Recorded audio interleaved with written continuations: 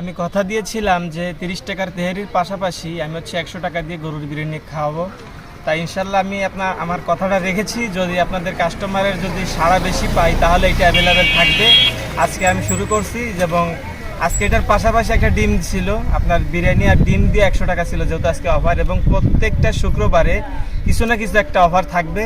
অবশ্যই আপনারা আসবেন, আপনাদের সাড়া পেলে অবশ্যই আমি এর থেকে আরও ভালো ভালো কিছু খাবারের আমি ব্যবস্থা করবো ইনশাআল্লাহ। মনে করেন আমার দোকানটা অনেক ছোট, হয়তো অনেকে ভাবেন হয়তো বা বাসা থেকে রান্না করা হয় বা রাইস কুকারে রান্না করা হয়। আসলে আমার খাবারটা ওইভাবে না, আমার খাবারটা হচ্ছে বড় ড্যাগেই বাহিরে রান্না করা হয়। আমার মনে করেন যে এটা ঘরোয়াভাবে এটা আর কি রান্না করা হয় না, মেইনত এটা দোকানেই রান্না করা হয় এবং এটা অনেক রান্না করা হয়, অনেক খাবার।